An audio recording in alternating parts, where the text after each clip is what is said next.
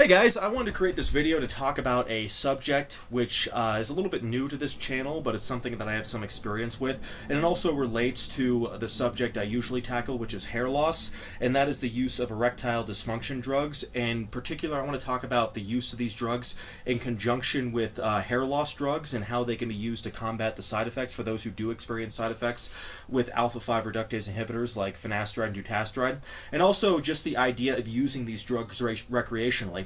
So, starting with that latter point right there, I want to bring up the use of these drugs for people who don't necessarily suffer from erectile dysfunction. So, why would you want to use these drugs? Well, there's several reasons why, and I have found that even though I myself don't suffer from erectile dysfunction, I noticed that these drugs do have a lot of ergogenic benefits for men just trying to improve their performance in the bedroom. And I haven't actually used the drugs in a good while or so, and just because I feel that I'm in a position right now where I don't feel I need it. And that's not to say I'm not getting laid, but I'm not getting laid so often that I feel like I need to use anything to boost my confidence, and I feel pretty confident with my skills right now. That being said, though, I feel that the drugs do have a lot of benefits for men who don't necessarily have erectile dysfunction, and I just want to go through a few of those. So whether you're using Cialis, Levitra, or Viagra, and I'll get into the differences between those three drugs in a moment, you will notice one of the first improvements is that you have a dramatically reduced refractory period, and that's really good, especially if you are trying to go the extra mile to please your woman. And it's also very good if you suffer from premature ejaculation, because even though these drugs should not be seen as direct treatments for premature ejaculation, meaning that if you have premature ejaculation, you're still going to have it if you use the drug, you'll notice that even if you do blow your load early, you'll be able to maintain hardness. And I feel that premature ejaculation is something that a lot of people may occasionally suffer every now and then, even if it's not a chronic problem for them. Every once in a while, especially if you're feeling really sensitive down there, it could happen, and it's cool because you can just kind of relax, let yourself blow that first load, and you can maintain erectile firmness.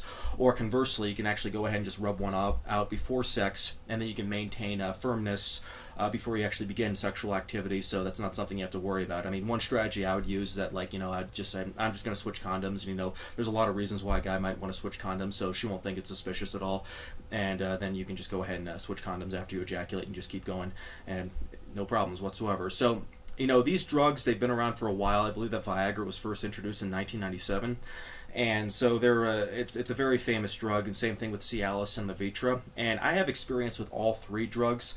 Now, Levitra and Viagra are mostly the same. There are a few key differences between the drugs, which I'll get into. Cialis is quite a bit different, so I wanted to go into the pros and cons of all three of these drugs, having experienced all three of them. And I'll start with the one that I like the most, and that's Cialis. Now, between the three drugs, Cialis is definitely the weakest, but it lasts the longest. I mean, that's why it's known as the 36-hour pill. On the contrary, I think it can actually last a lot longer than that. I've taken one pill and noticed benefits from it after a week or so, or maybe not quite a week, maybe 4 to 5 days. So I think it can last significantly longer than 36 hours, especially if you're using more than 20 milligrams at a time. And another good thing about it is that it can actually be taken without food. And that's one of the big cons of both Levitra and Viagra, is even though they will work a little bit if you eat food, you ideally want to take these drugs on a completely empty stomach, because otherwise it'll just take much longer for them to absorb, especially if you're eating a lot of really fatty foods. That just interferes with the absorption of the drugs for some reason. And that's not just from personal experience. If you talk to any doctor about that, they'll probably tell you the same thing, that you want to take the drug on an empty stomach. And other than that, I also noticed that the drug, even though it's not as strong, that's actually a good thing, because you don't want necessarily a very, very strong drug in your system for a very prolonged period of time. And we've all heard about the type of pills that you talk to your doctor about if you have an erection lasting longer than 4 hours. I mean, that's a serious issue. It's called a priapism, and that can cause some long-term vascular damage down there, and that's something you don't want. And so that's just something to keep in mind. And that's why also, of course, if you want to take any of these drugs, I mean, just don't interpret what I'm saying as medical advice. Really talk to your doctor about it, and see if there's any pre-existing medical conditions that would prevent you from taking the drug, because they're prescription for a good reason. Now, talking about Levitra and Viagra, Levitra is the opposite of Viagra. It's the strongest by quite a bit, but it also has the shortest half-life. I've noticed it only lasts about 4 hours or so, and it's very, very strong. The only time I would use something like Levitra is if I were like having sex multiple times per day, or let's say I'm in a position where, like, I've ejaculated 4 or 5 times because I'm like bored at home and I'm jerking off to porn. I mean, I'm sorry if that's too much information, but I just got to go ahead and share my perspective here. And let's say that, like, I don't feel like having sex, but then, like, a hot girl may come over and she may like surprise you, or your girlfriend may want sex, and you want to please her. So you want something that's very strong that can help you have an erection even if you don't want to have sex. Let's say that you have a female boss you're trying to impress or something that you're not attracted to. That's a situation where you want to use something like Levitra. Now, Levitra does have some side effects that I have issues with. One, which is very interesting, and it's actually something I don't necessarily mind too much, but you want to be careful under certain circumstances, is that it can really distort your vision. Now, I don't mean it causes like blurred vision or anything like that, even though I have heard people tell me it gives them that side effect as well, but it actually distorts the colors. So you'll have this like blue aura over your face. It's very trippy. It's almost like you're on LSD. And it's kind of funny when you're having sex with a girl because she'll look blue, so it's like you're having sex with a Smurf, and that's why a lot of people interpret sex on Levitra as Smurf sex. And this can happen with Viagra as well, but I've noticed it much more frequently with Levitra. And getting into Viagra, that's kind of the middle ground drug right there. It lasts about 8 hours or so. You also want to take it on an empty stomach. And it's stronger than Cialis, not quite strong as Levitra. I think if you want to use like an erectile dysfunction drug, it's usually a good one to start with because it's going to indicate whether or not you respond well to that classification of drugs.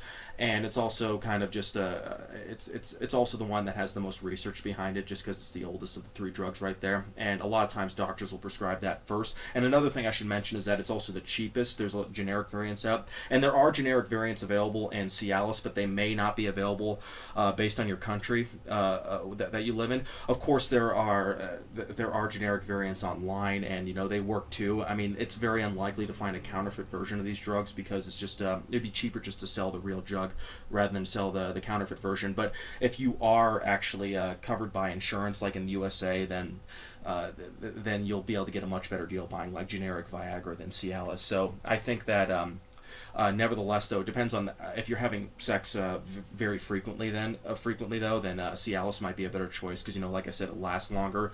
But if you only get laid like once or twice every other week or so, then Viagra's good because then you can just take it as needed.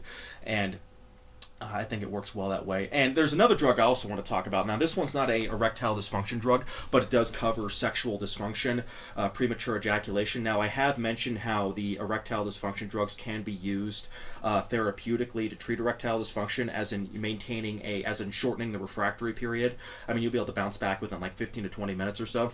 But there's actually a drug out there that is designed specifically to treat erectile dysfunction, and it's called Premature. The drug name is Depoxetine. The trade name is Premature, and it's pretty obscure. It's not nearly as well known as other drugs, but it's a very weak SSRI. And for those who don't know what SSRIs are, they are antidepressants. And one big side effect that people report when they're on antidepressants is erectile dysfunction, and also just a very hard time getting a release. Like they can like have sex for like a long time and they just don't get pleasure from it, and they may masturbate a lot and it may take a long time for them to ejaculate.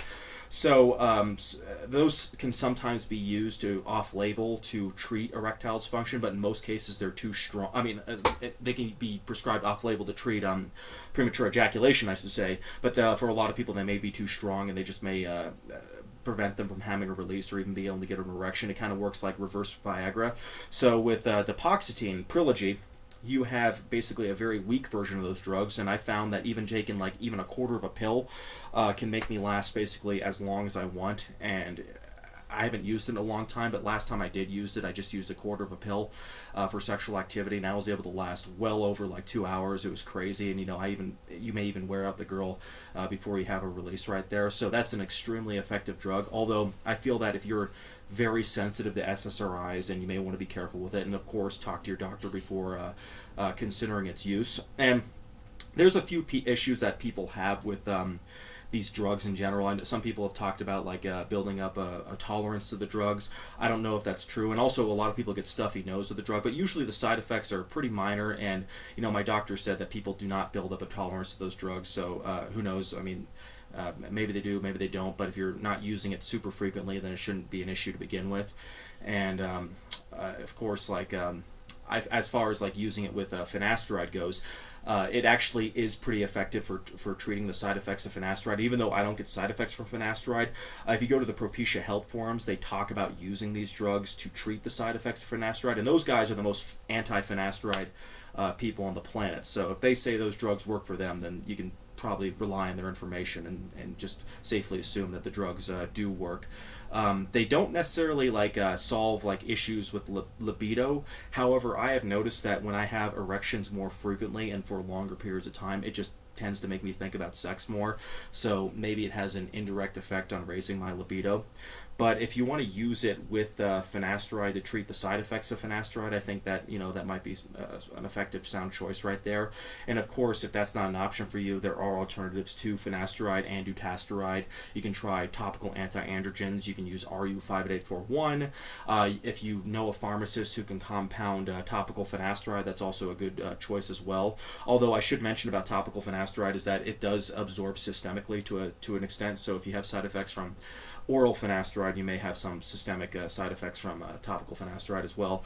But anyways, I just wanted to share my experience with those drugs. I think they're awesome. I don't use them right now, but the side effects are very minimal.